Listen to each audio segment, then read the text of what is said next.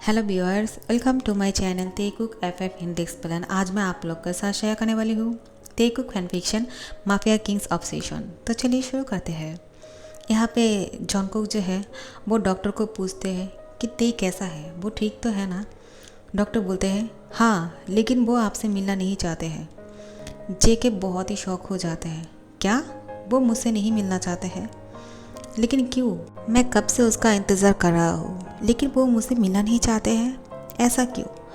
मैं उससे मिलना चाहता हूँ। वो मुझसे मिलना चाहे या ना चाहे मुझे कोई फ़र्क नहीं पड़ता है। मुझे सिर्फ ते से मिलना है। मुझे ते के अलावा और कुछ नहीं चाहिए। मुझे ते से मिलने के लिए कोई नहीं रोक सकता है। डॉक्टर बोलता है प्लीज़ आप मेरी बातों को समझे। पेशेंट खुद नहीं चाहते हैं कि आप उससे मिलें, तो हम आपको उससे मिलने नहीं दे सकते हैं। ऐसा करने से उसके लिए बहुत ही बुरा हो जाएगा। उसकी तबीयत बिगड़ जाएंगे, वो हाइपर हो जाएंगे। हम ऐसा नहीं चाहते हैं। प्लीज़ आप नहीं जा सकते उसे मिलने के लिए। कौन मुझे रुकेगा? तू रुकेगा? रुक के देखा, मैं तुझे यहीं पे उड़ा दूंगा। डॉक्टर बोलते हैं आप इस तरह से कैसे बात कर सकते हो मेरे साथ? मैं आप पर केस कर दूंगा।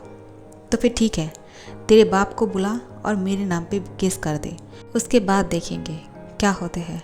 डॉक्टर बोलते हैं आप बहुत ही बदतमीज़ हो।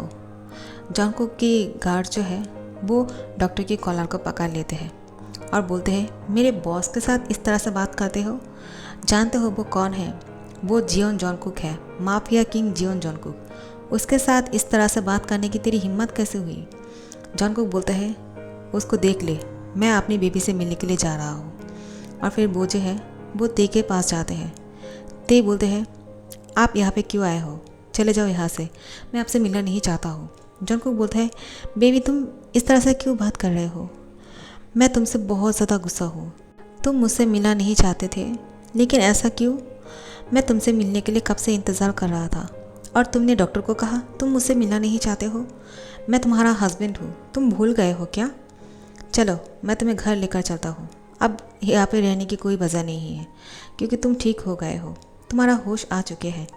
अब हमें यहाँ रुकने की कोई ज़रूरत नहीं। चलो बेबी, मैं तुम्हें गोद में लेकर घर लेकर जाता हूँ। ते बोलता है पागल हो गए हो क्या? मैं तुम्हारे साथ क्यों जाऊँगा? तुम मेरे डैड को मारने वाले थे। उन्होंने कहा ना, उन्होंने तुम्हारे डैड को नहीं मारा है। फिर भी तुम इस तरह से क्यों बात करते हो? और तुमने मेरे डैड को गोली चला रहे थे। अगर बीच में मैं नहीं आता तो फिर मेरे डैड को गोली लग जाता। जॉन कुक बोलता है मुझे तो समझ में नहीं आ रहा है, तुम अपने डैड की बात पे भरोसा करते हो लेकिन हस्बैंड की बातों पे नहीं। ऐसा क्यों? मैंने कहा ना, अपनी खुद की आंखों से देखा है तुम्हारे डैड ने गोली चलाया है और उस गोली से मेरी डैड की डेथ हो गया। और तुम चाहते हो कि मैं तुम्हारे डैड की बातों पे भरोसा करूं? वो झूठ बोल रहा है। ते बोलता है ऐसा नहीं, मेरे डैड झूठ नहीं बोलते हैं। तो फिर जॉन कुक ते को बोलते हैं क्या वो माफिया किंग है? ये तुम्हें कहा था। क्या तुमसे झूठ नहीं कहा कि वो बिज़नेस करते हैं? तो फिर तुम इस तरह से कैसे बोल सकते हो कि तुम्हारे डैड जो भी बोलते हैं वो सही है, वो सच बोल रहे हैं और मैं गलत हूँ? मैंने अपनी खुद की आंखों से उन्हें मरते हुए देखा है। मेरे डैड ने आखिरी सांस मेरे हाथ पे तोड़ा है, वो मुझसे कुछ बोल भी नहीं पाया। ते बोलता है कि मैं कुछ नहीं सुनना चाहता हूँ। अगर वो गलत है तो फिर क्या आप भी गलत हो जाओगे? अगर उन्होंने गलती की है तो फिर आपको भी वही करना पड़ेगा क्या? उससे कोई गलती हो गया है मेरे डैड से, तो इसका मतलब ये नहीं कि आप भी वही गलती करो। आपने जो किया है उसके लिए आपको पनिशमेंट मिलना चाहिए और मैं आपको पुलिस के पास दे दूँगा। जॉन कुक बोलता है ये तुम्हारी मुँह से बोल रहे हो? तुम ये चाहते हो कि मैं पुलिस के पास चला जाऊँ? तो फिर ठीक है, मैं तुम्हारे लिए कुछ भी कर सकता हूँ, लेकिन एक शर्त है, मैं पुलिस के पास खुद अपने आप को सिलेंडर कर दूँगा। लेकिन उसके बाद अगर मैं ज़िंदा रहा तो तुम्हें मेरे पास आना होगा। वहाँ से जो है वो पुलिस आ गए थे हॉस्पिटल पे और उन्होंने छानबीन किया है कि ते की बॉडी पे जो गोली लगी थी वो जॉन कुक की पिस्तौल की नहीं था, वो किसी और की पिस्तौल से निकले हुए थे। लेकिन वो कौन है ये अभी तक नहीं पता चला।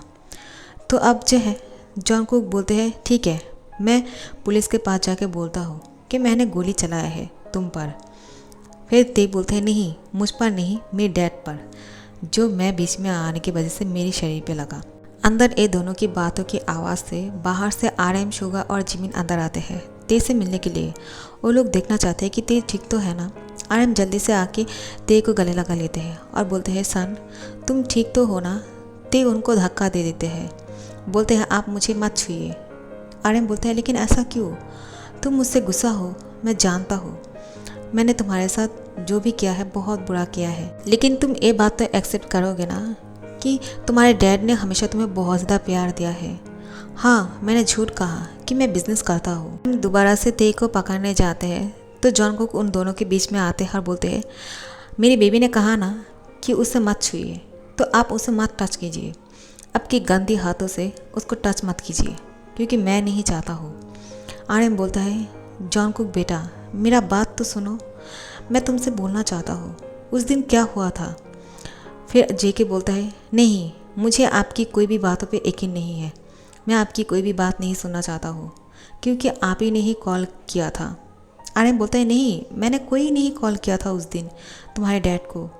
जेके बोलता है हाँ वो आदमी यही बोल रहे थे कि आपने बुलाया है डैड को उस जगह पे। आर्यन बोलता है क्या मैंने, लेकिन कब, मैंने किसी को नहीं बुलाया है। कुछ तो है जो हम लोग नहीं जानते हैं, हमें वो ढूंढना पड़ेगा, हमें सबूत निकालना पड़ेगा कि उस दिन क्या हुआ था आखिर में। लेकिन मुझे कैसे पता चलेगा, मेरे दोस्त तो अभी नहीं हैं, मुझे अभी पता चला, वरना मैं तो यही सोच रहा था कि अलेक्जेंडर पता नहीं कहाँ चला गया उसकी बेटे के साथ, क्योंकि तुम्हारे मॉम उस वक्त तुम्हारे दोनों के साथ नहीं था, वो मर चुके थे। तो मुझे लगा वो शायद बहुत ही सैड होंगे तो वो तुम्हें लेकर कहीं चले गए हैं, मुझे तो यही लग रहा था। मेरी बातों पे यकीन करो, मैं तुम्हें और तुम्हारे डैड को बहुत ज़्यादा प्यार करता हूँ, मेरी बातों को समझो बेटा, मैं झूठ नहीं बोल रहा हूँ, आप झूठ बोल रहे हो, मैं आपकी बातों पे कोई भी यकीन नहीं करूँगा। कैसे यकीन कर सकता हूँ, मैंने खुद की आंखों से देखा है आपने मेरी डैड पर गोली चलाया है।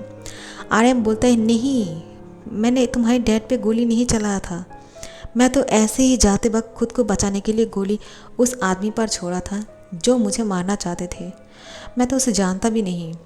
तुम्हारे डैड कब बीच में आया और उसको गोली लगी मुझे पता ही नहीं है। और यहाँ पे जिमिन जो है वो रो रहा था, वो ते को गले लगाते हैं, ते भी उसको गले लगाते हैं और वो दोनों ही रो रहे थे। जिमिन बोलते हैं कि मैं तुम्हें नहीं बचा पाया, मैंने तुम्हें बहुत ढूंढा है, मैं जानता हूँ इस हैवान ने तुम्हारे साथ बहुत बुरा किया है, तुम फिक्र मत करो, अब तुम्हें मैं इससे बचा लूँगा और कोई तुम्हारा कुछ नहीं बिगाड़ पाएगा, मैं तुम्हें कहीं पे भी नहीं जाने दूँगा। तेई तुम ठीक तो हो ना, तुम्हारी तबीयत तो ठीक है ना, इसने तुम्हारे साथ क्या किया है मुझे बताओ, मैं उसको अभी पुलिस के पास लेकर जाता हूँ। तो पुलिस उस वक्त जो है कमरे के अंदर आते हैं, तो पुलिस पूछते हैं कि किम त्योंग कौन है। जिमिन बोलता है कि ये है किम त्योंग, आप क्या पूछना चाहते हो पूछ सकते हो। ते जो है आपको सब कुछ बता देंगे। और फिर पुलिस जो है वो बोलते हैं आप पर गोली किसने चलाया है। ते जॉन कुक को दिखा देते हैं डायरेक्टली। जॉन कुक को बहुत ज़्यादा बुरा लगता है कि मेरी बेबी मुझे बोल रहा है कि मैंने गोली चलाया है, थोड़ा सा टाइम भी नहीं लिया है, डायरेक्ट बोल दिया है कि मैंने गोली चलाया है। उसको ऐसा लगता है कि मैं इतना बुरा हूँ। सच बात तो ये है मैंने अपनी पिस्तौल से गोली मारा ही नहीं है, मैंने पिस्तौल तो उठाया था उसके डैड को मारने के लिए, लेकिन मैंने जब देखा ते बीच में आ गया तो मैंने गोली नहीं चलाया। लेकिन उसको गोली किसने मारा है आखिर में। पुलिस बोलता है कि नहीं हमने वो गोली चेक कर लिया है, वो जियोन जॉन कुक की पिस्तौल से नहीं निकला है, क्योंकि उसकी पिस्तौल जो है गोलियों से भरे हुए है, एक भी गोली नहीं निकला है उसकी पिस्तौल से, तो हम उसको नहीं पकड़ सकते हैं। लेकिन आपकी किसी और के साथ दुश्मनी तो नहीं जिसने गोली चलाया है। ते बोलता है क्या, उसकी पिस्तौल से गोली नहीं निकला है, लेकिन उसी ने मेरे डैड को टारगेट किया था, इसलिए मैं बीच में आ गया। जॉन को कुछ नहीं बोलते हैं, अपना सर झुका के वहीं पे खड़े रहते हैं कि ते उसके बारे में क्या बोलना चाहते हैं, और मैं सुनना चाहता हूँ कि वो मेरे बारे में आखिर में कितना बुरा सोच सकते हैं। अगर वो ऐसा बोलते हैं और पुलिस मुझे अपने साथ लेकर जाना चाहते हैं तो फिर ठीक है, मैं पुलिस के साथ चला जाऊँगा। तो ते बोलते हैं इसी ने ही चलाया है, ये बहुत चालाक आदमी है, इसी ने मेरी डैड को मारने की कोशिश किया है और मैं बीच में आ गया, और फिर मैं बीच में आ गया, इस वजह से मेरी शरीर पे गोली लग गया। लेकिन आप ये बोलना चाहते हो कि इसकी पिस्तौल से गोली नहीं निकला है। आप लोग ऐसा कैसे बोल सकते हो, क्या आप लोग उससे इतना डरते हो कि उसको पकड़ने में आप लोगों को इतना ज़्यादा डर लग रहा है। लेकिन ऐसा क्यों? आप लोग तो पुलिस हो ना, इतना सा भी नहीं कर सकते हो क्या? तो फिर हम लोगों की लाइफ की क्या है गारंटी? हमें कौन बचाएगा इन हैवानों से? जॉन कुक सिर्फ यही बातें सोच के उसको बहुत ज़्यादा बुरा लग रहा था कि ते उसके बारे में इतना ज़्यादा गलत गलत बातें बोल रहे थे। उसको बहुत हर्ट होते हैं ते की बात। तो वो पुलिस को बोलते हैं, हाँ मैं ही गुनाहगार हूँ, मैंने ही गोली चलाया है, मुझे साथ लेकर जाइए। वो लोग बोलते हैं, क्या आप क्या बोल रहे हो? लेकिन आपको नहीं लेकर जा सकते हैं क्योंकि इस वक्त जो है आपकी कोई गलती नहीं है। तो बिना सबूत के आपको कैसे लेकर जा सकते हैं हम? अगर आपको इस तरह से लेकर जाएंगे तो फिर हमारी लाइफ के जो है बहुत रिस्क हो जाएंगे। हम ऐसा नहीं कर सकते हैं सर। जॉन को बोलते हैं, मैंने कहा ना मैं आप लोग के साथ जाने के लिए तैयार हूँ। जब तक मेरी बेबी मुझे वहाँ से छुड़ा कर नहीं लाएंगे मैं वहाँ से नहीं आऊँगा। चलिए। और फिर वो कमरे से बाहर जाते हैं, लेकिन पुलिस उसको नहीं पकड़ के ले जाते हैं। वो बोलते हैं, हम ऐसा नहीं कर सकते हैं। तो फिर जॉनकुक जो है उन लोगों को गुस्सा करके बोलते हैं, मैंने कहा ना मुझे लेकर जाने के लिए, इतना बातें करने की ज़रूरत क्या है? फिर पुलिस बोलते हैं, सॉरी सर, फिर भी हम आपको नहीं लेकर जा सकते हैं, ये बहुत ही रिस्क हो जाएगा। और फिर पुलिस वहाँ से चला जाता है क्योंकि पुलिस भी जानते हैं अगर जियोन जॉनकुक को एक सेकंड के लिए भी पुलिस लेकर गए ना तो इन लोगों की जान जो है वो मारे जाएंगे, इसलिए वो नहीं लेकर जा सकते हैं। वो लोग ऐसे मरना पसंद करेंगे, लेकिन जियोन जॉनकुक को पकड़ के नहीं। फिर वो हाथ से डर के चले जाते हैं, लेकिन जियोन जॉनकुक वो बहुत ही गुस्सा है कि मेरी बेबी ने इस तरह से बात किया है, वो मेरे बारे में ऐसी बातें सोचते हैं। क्या मैं इतना ज़्यादा बुरा हूँ? मैंने उसको इतना ज़्यादा प्यार दिया है, वो दिखाई नहीं देता है। सिर्फ मैंने उसके साथ क्या किया है, उसको हर्ट किया है, सिर्फ बुरी चीज़ों को याद रखा है, बाकी और कुछ नहीं। जियोन जॉनकुक अपने बाकी आदमियों के साथ घर चला जाते हैं। वो घर जाके यही सोचते रहते हैं कि मुझे ते इतना नफरत करते हैं तो वे ठीक है, मैं उसको और ज़्यादा तंग नहीं करूँगा क्योंकि उसकी खुशी से ही मेरी खुशी है। लेकिन मैं कैसे जी पाऊँगा? मुझे ते चाहिए। ठीक है, वो अब बीमार है, जब तक वो पूरी तरह से ठीक नहीं हो जाता है मैं उसको नहीं लेकर आऊँगा।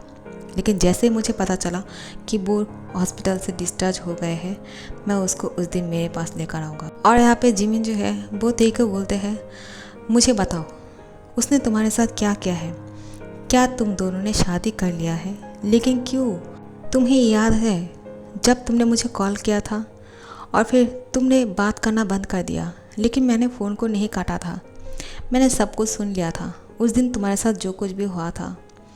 ते जो है वो रोते हैं, जिमिन उसको गले लगा लेते हैं और बोलते हैं, रो मत, कोई बात नहीं, जो हो गया है उसे तो नहीं बदल सकते हैं, लेकिन उसको इस तरह से मैं जीने नहीं दूंगा। उन सारी बातों को भूल जाओ, जो हो गया है उसे तो हम बदल नहीं सकते हैं, लेकिन अब मेरी बानी मेरे पास है और अब मैं अपनी बानी को बहुत ज़्यादा प्यार करूँगा, बहुत प्यार दूँगा।